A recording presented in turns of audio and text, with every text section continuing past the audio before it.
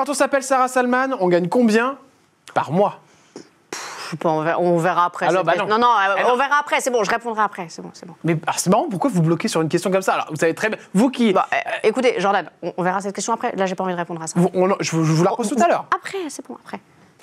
De combien doit être votre retraite pour finir vos jours en parfaite harmonie? Je sais pas, je prendrai jamais ma retraite. Je ne conçois même pas qu'on pense à sa retraite, moi. Donc, quand même, vous pouvez pas dire ça. Moi, je forcément. pense travailler jusqu'à la fin de mes jours parce que j'aime ce que je fais. Est-ce que vous regrettez votre phrase « On n'est pas riche à 7 000 € par mois » ? Non, mais on a dit que cette question, on la traitait pas. Mais bien sûr que si. 7 000 €, on n'est pas riche. Non, à 10 000 € non plus, on n'est pas riche. Non, mais alors, ben voilà. Écoutez. Mais ça, vous pouvez pas dire ça, par exemple. Vous êtes d'accord avec moi? Pourquoi je peux pas dire ça? On est aisé, on finit le mois, mais on n'est pas riche. Écoutez, je suis pas venue là pour écousser des petits pois. C'est bon. Mais venez, mais ne partez pas. Mais venez.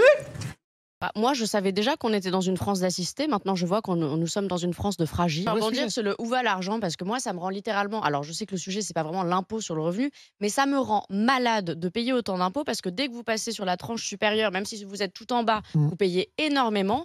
Et moi, j'en ai un peu marre d'être le tiroir caisse pour payer des iPhones et des vacances à ceux qui ne travaillent pas, en fait. Un peu artiste, c'est déjà ça, mais leur passion, c'est leur boulot. Homme fort, viril, oui, ça, évidemment. Fille douce et soumise, ça je dis non, forcément. Bonjour à tous, c'est vraiment une vraie première. Pour moi, c'est une immersion. Ça fait 3 semaines que j'en parle autour de moi. J'espère pouvoir voir une vache en vrai tout à l'heure. Et pour moi, c'est un réel événement. Enfin, voir une vache. T'as jamais vu une vache en vrai? Alors, il me semble qu'en voiture, en allant à Deauville, j'en ai peut-être croisé une. Donc, je ne suis pas surprise par rapport à ça. Moi, ce que je vois aussi, c'est que moi, par exemple, je suis profession libérale. Je suis un peu hypocondriaque aussi. D'ailleurs, hier, j'ai toussé une fois. Je suis allée faire un test Covid direct. C'est-à-dire, voilà. Et pour... Non, mais c'est vrai. Moi, je tousse une fois, test Covid. Même à la pharmacie, elle me dit, pourquoi vous venez autant? Je dis, dès que je tousse, je viens. Bon.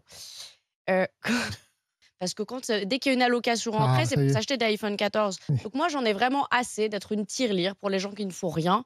Donc j'aimerais savoir, là, tu as raison, où va mon argent? Ils se mettent un jeudi, veille de jour férié, comme ça, ils ont les 4 jours de vacances, parce qu'il y en a qui font grève ou qui font pas grève, vu leur productivité au travail, on voit pas bien la différence. Donc pour moi, c'est plutôt SOS feignant en détresse. Oui, parce que même pour moi, dès qu'il y a grève, je suis obligée de me cloîtrer chez moi, de faire tout à pied. Enfin, c'est impossible de trouver un taxi. Il faut bien des trucs. Sarah, le travail, tiens, toi qui es plutôt dans cette jeune génération. Mais je suis pro-travail. Dans ce cas-là, on se prend en main, on ne se victimise pas, on arrête d'être toujours dans cette logique où l'État doit intervenir parce qu'on n'a pas l'ambition.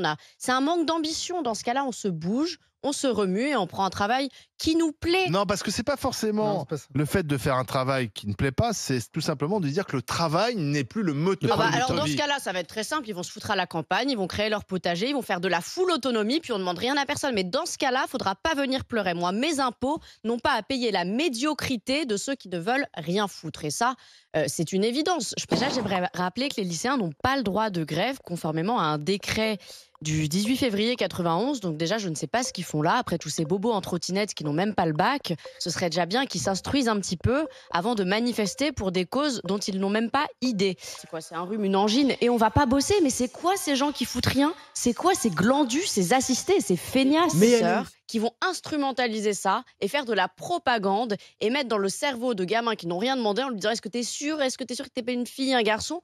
Et les gamins, ce sont des personnes vulnérables parce qu'ils sont jeunes, et on va se retrouver... Alors, on est déjà dans une société de gens complètement dégénérés.